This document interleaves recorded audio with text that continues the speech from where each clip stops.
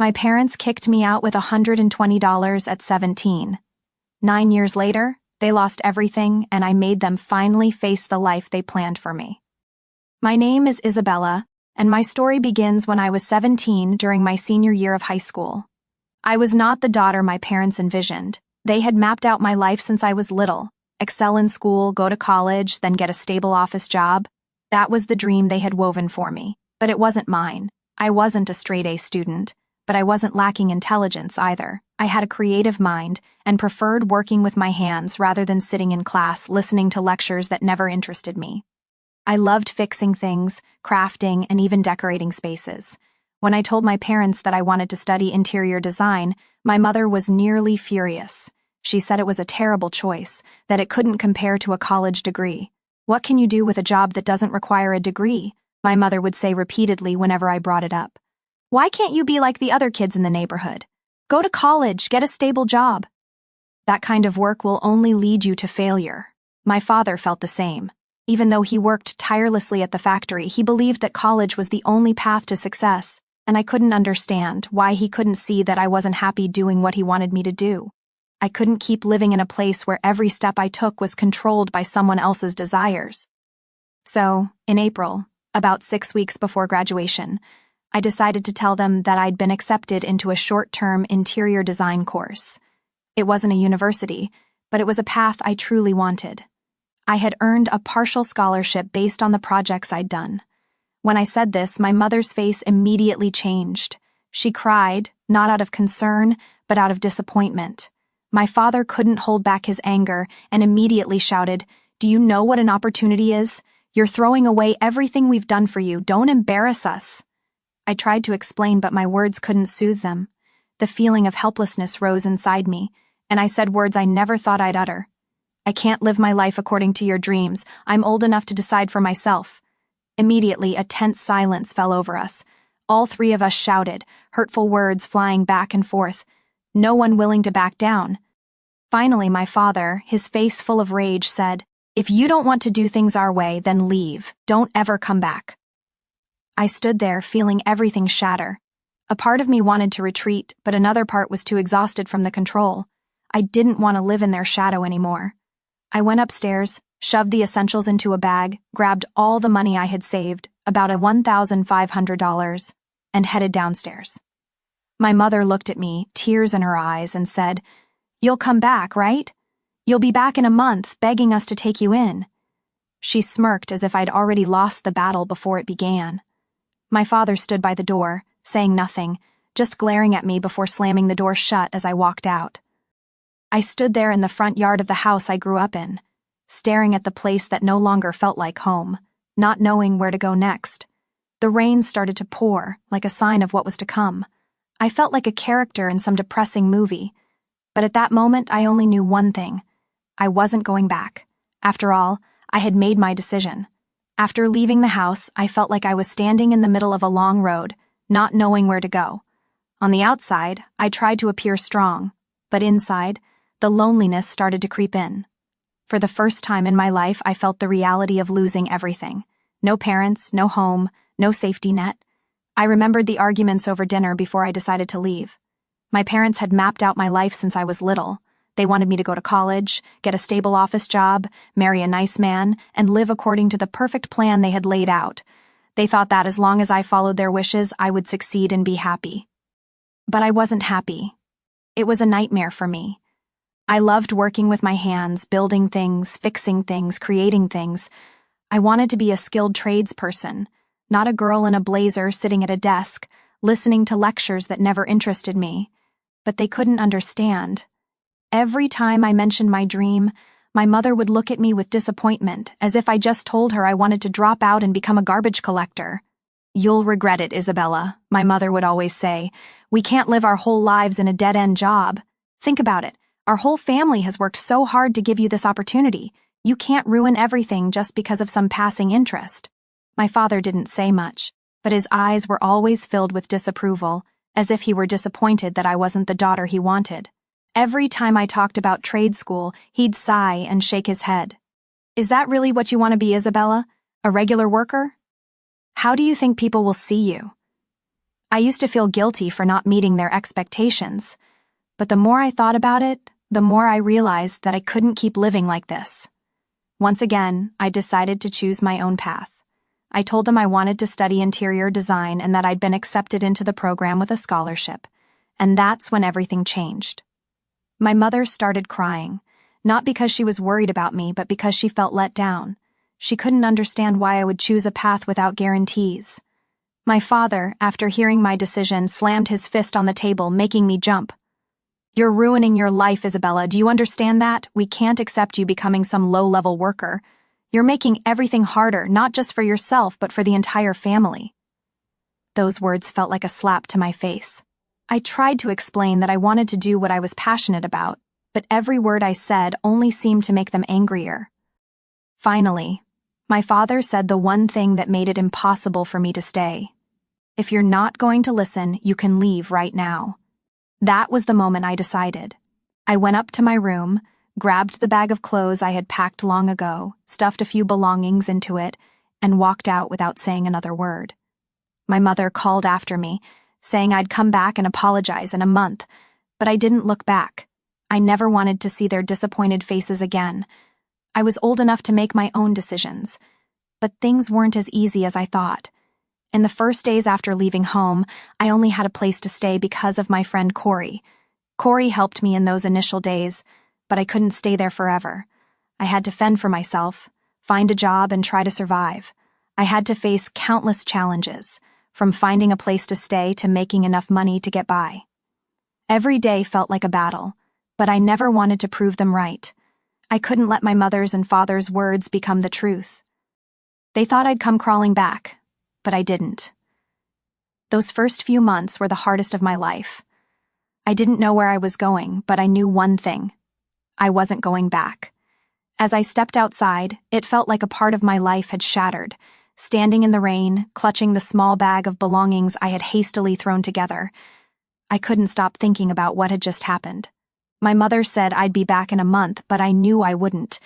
I couldn't keep living under their control and expectations. I was too exhausted, and I knew I deserved a life of my own, not one dictated by dreams that weren't mine. At that moment, I had nothing except the $1,200 I had saved from part-time jobs.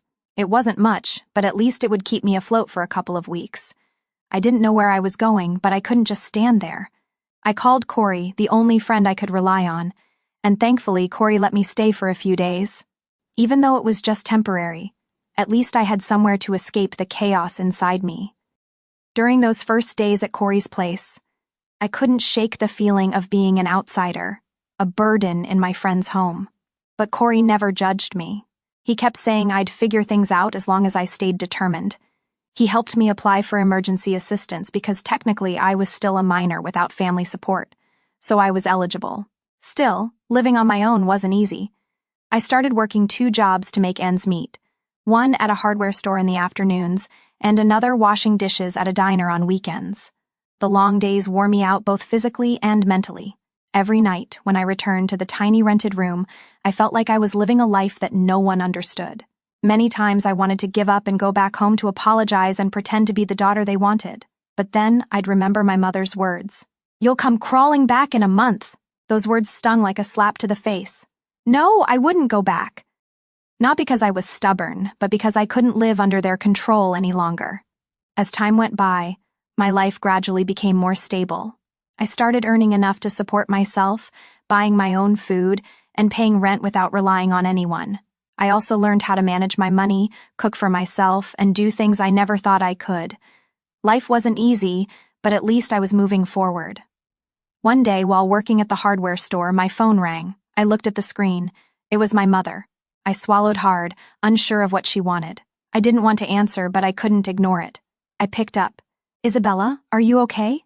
My mother's voice was soft, lacking the anger and scorn it once had. "I'm fine," I replied curtly, feeling a wave of discomfort wash over me. She sighed before saying, "Your father lost his job. We don't know what to do. Can you help us out a little?" I didn't know how to respond. Hearing those words, I felt a hollow emptiness in my chest. After everything they did to me, now they wanted my help. A part of me felt the urge to help because, after all, they were still my parents. But another part of me was filled with resentment. They hadn't thought about me in so long, hadn't cared about my life. They only remembered me when they needed something. "I can't help you, Mom. I'm taking care of myself now," I said firmly. My mother was silent for a moment. Then she simply said, "I understand, honey. I just want you to know that we still love you."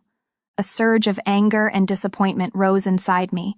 I had fought so hard, working 2 jobs just to stand on my own feet, while they lived comfortably under the roof they had chosen. All I wanted to do at that moment was hang up to not hear another word. "I'll call you back," I said, then ended the call. Conversations like that left me feeling drained, conflicted, and uncertain of what to do. But in the end, I had made my choice long ago. Those first months, living on my own, I felt like I was walking down a dark, foggy road. No family support, no one to share my struggles with. Everything weighed on my shoulders. Each morning I woke up exhausted, but I couldn't stop. If I stopped, I wouldn't know where to go next. I worked 2 jobs, selling hardware in the afternoons and waitressing at a coffee shop on weekends. At first, the job at the hardware store was manageable, but once I added the cafe shifts, my life became a series of long, tiring days.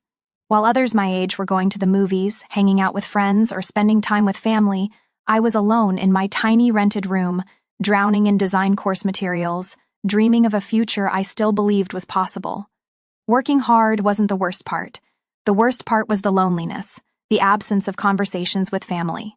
Sometimes when I saw pictures of my friends' families, I felt an indescribable emptiness. I missed the family dinners, the meaningless arguments, my mother's constant scolding, and my father's disappointed looks. But now, all I had was myself. Every time I called my mother, I could hear her voice quiver as if she wanted me to come back. But I couldn't. No matter how much I loved them, I couldn't keep living in the cycle of control and expectations they had created for me. I had done everything to break free from their shadow. And now I couldn't go back. I couldn't let them dictate my life anymore. Life now felt like a never-ending battle. I struggled through each day and night. Sometimes I felt completely exhausted. But whenever I thought about my mother and the things she said, I pushed away the negative thoughts. I couldn't go back. No matter how tough it got, I wouldn't let them be right. I would prove to them that I could live well without their help. Sometimes I questioned if I was doing the right thing, but then I remembered how freeing it felt to walk out that door. I couldn't keep living under their control, pretending to be the daughter they wanted me to be. I wanted to live my own life, a life where I made my own choices and decisions. On tired mornings, when the sunlight peeked through the window of my tiny rented room, I remembered the dreams I once had. I wanted to become an interior designer, to work in a creative environment where I could fully express my skills. Although I hadn't achieved it yet, I knew that every step, no matter how small, was still a step forward. Day by day, I continued to work hard. I didn't have time to dwell on the past or what had happened. I focused on my work, my training, and the things I could control. The sleepless nights spent completing assignments, the exhausting days spent searching for clients for small design projects, they all became an integral part of my life. One afternoon, as I was sitting in a coffee shop taking an order from a client, my phone vibrated. It was a message from my mother. "Are you okay? I miss you." For the first time in months, I felt something inside me soften, but I didn't reply right away. I knew I had to stay strong. If I answered, I feared I'd give in and go back to everything I had decided I couldn't accept. I stared at the screen for a while, then put the phone down. My mother wouldn't understand, but I couldn't let myself be dragged backward. I was too tired of the constraints, the never-ending demands from my family. I needed to keep moving forward, no matter how difficult it was. Eventually, I picked up the phone and typed a short message. "I'm fine, Mom. I'm working and learning. I'll be okay." Then I hit send and set the phone down. I knew that one day I would go back, but not to apologize, only to stand firmly on my own 2 feet. My life gradually changed after those exhausting months of working and feeling lonely. At first, all I felt was fatigue and emptiness. But slowly, my perseverance began to pay off. I vividly remember the sleepless nights when my eyes burned from a full day of working at the hardware store and the coffee shop. But I couldn't afford to stop. Step by step, I started to realize that I had made it through the toughest days. It was time to start looking for a real opportunity. One day, while I was working at the hardware store, I ran into Santiago, the man who had helped me find some materials for a small project a few months back. Back then, he was just a regular customer. But now, he was the one who would completely change my life. He asked if I was interested in working on home repair and renovation projects. It was an unbelievable opportunity. Santiago was a skilled tradesman who had been in the construction and repair business for years. He wasn't just a great mentor, but also a friend who was always willing to share his knowledge and experience. He recognized my potential in design and decor and gave me the chance to work on more substantial projects. The work not only paid better, but also allowed me to learn and grow in the field I was passionate about. The first few days working with Santiago were a major turning point for me. I didn't just learn new skills. I got to practice them on real projects. Gradually, I became more confident in my work. I was no longer the confused, frightened young woman facing every challenge with uncertainty. Clients started complimenting me on my work, and for the first time I felt valued, something I hadn't felt in years. Under Santiago's guidance, I didn't just improve my design skills. I also learned how to manage projects and communicate with clients. Slowly but surely, I began to get my own design contracts, and life started to stabilize. I no longer had to worry about taking temporary jobs just to make ends meet. Instead, I felt confident in the path I had chosen without needing my family or anyone else to support me. A year later, after completing my training program and receiving my certification, my life was completely different. I had a steady job, a small but cozy apartment, and I no longer felt lonely. The new friends I had met through work became like family. They weren't just colleagues. They were the people who had been there for me during the hardest times. I will never forget the moment I looked around my apartment for the first time. A space I had furnished and decorated entirely with the money I earned doing the work I loved. It was a feeling that words couldn't describe. I had built this life on my own without my parents' help, without living under their expectations or pressure. I felt free, in control, and ready to decide my own future. Then one day, as I was working at home, my phone rang again. It was my mother. This time, I wasn't sure what to expect. After a few seconds of hesitation, I decided to pick up. "Isabella, are you okay?" My mother's voice was softer than it had been in the past. I wasn't sure how to respond, but I decided to answer with confidence without any hint of weakness. "I'm fine, Mom. I'm working and doing well." My mother was silent for a moment, then continued, her voice slightly hesitant. "We just want to know what you're doing, and if there's anything we can do to help." I could sense a change in her tone. No more scolding, no more disappointment. But I also knew they still couldn't fully understand my choices. I told my mother that I had found the work I loved and no longer needed their help. It was time for me to keep moving forward on my own. After hanging up, I sat there reflecting on the call. Maybe my parents still didn't truly understand me, but it no longer mattered. What mattered was that I had found my passion, my work, and the life I had always wanted. I no longer felt afraid when thinking about the future, because I knew I could build everything on my own. And I also realized that even if they never fully understood, I didn't need to prove anything to them. I was building my own life, and that was the most important thing. One morning, as I was preparing breakfast in my apartment, my phone suddenly rang. It was my mother. My heart tightened. After all this time, she still hadn't genuinely asked how I was doing. She only reached out when she needed something. I stared at the phone for a moment, then decided to pick up. "How are you, Isabella?" My mother's voice was soft but distant, as if nothing had happened between us. "I'm fine," I replied curtly, trying to keep my voice calm. There was a brief silence before she continued. "You know, your father still doesn't have a job, and we're struggling. Can you help us a little?" A bitter feeling rose in my chest. After all these years, they had never really checked on me, never truly cared about my life, and now when they needed money, they called with a sorrowful tone, as if everything had changed. I knew they only needed me to solve a temporary problem, and then they'd go back to living in their own bubble. I didn't respond right away. I remained silent for a moment. Then, trying to stay patient, I said, "I'm doing okay, but I can't help you financially. I'm taking care of myself now." My mother didn't give up. She continued, her voice sounding a bit flustered. "I understand, honey, but you know, we're family. Family is supposed to help each other. I just want you to do your duty. I always hoped you'd come back, but if you can't, at least help a little." It felt like a slap in the face. Those words made it seem like everything was my responsibility. Why did I have to carry the burden? Why did I have to be the one to save the family when they had never been there for me when I needed them? I hung up without saying another word, feeling furious, but I soon realized it wasn't over. The next day, as I was scrolling through social media, I saw a post from my mother. My heart almost stopped when I read it. "Family is everything. No matter what, we must stick together through hard times. My daughter Isabella has become independent, but the family still needs her. We miss her so much and hope she understands and helps us during this difficult time." Reading those words felt like being cornered, forced to respond. The way my mother used social media to apply pressure on me made me feel exploited. She knew I was following her, knew I'd see the post, and she hoped I'd feel guilty enough to come back and help. Those words weren't genuine concern. They were just a way to make me feel obligated to return, bringing with me the compassion I once had for my family. But I was too tired of these games. I couldn't let myself be pulled back into such manipulation. The next day, my mother called again. I didn't pick up.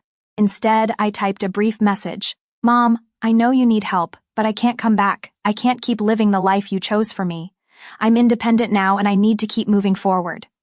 After hitting send, I felt an unexpected sense of relief. I no longer felt the pressure to live up to anyone else's expectations. But soon, the calls started coming in from my siblings and other family members. They all asked about my mother's post, trying to convince me to help. One day, I received a text from my brother saying that Mom had cried because of her post and begged me to come back, but I wasn't swayed. I had come too far to start over, and I couldn't go back. I had built my life from nothing, and I couldn't let the guilt and old expectations pull me back. I decided not to respond anymore. My life was no longer tied to what they wanted me to be. I had built an independent life, and I would continue down the path I had chosen. A month after deciding not to return, my life had begun to stabilize. I had landed a good job at a major interior design firm, and gradually I could support myself without worrying about money. I had my own apartment, good friends, and a job I truly loved. Finally, I felt like I was on the path I wanted, a path that wasn't shaped by anyone else's expectation. But then one day, my mother called again. This time, her tone was different. There was no blame or request for financial help, just a somber, concerned voice. "Isabella, we need to talk," she said, her voice slightly choked. "Your father and we've thought a lot about what happened. We know we were wrong in how we treated you. We don't want you to feel pushed away from the family anymore. Can you meet with us just once?" I didn't respond immediately. My emotions were all over the place. After all these years, they had finally acknowledged their mistakes. But could I forgive them and open up to them again? After all this time, I had learned how to stand on my own, and now I didn't want anyone coming back to control my life. I took a deep breath and replied, "Okay, Mom, but only if you and Dad agree to one condition. I won't help if you don't respect my boundaries.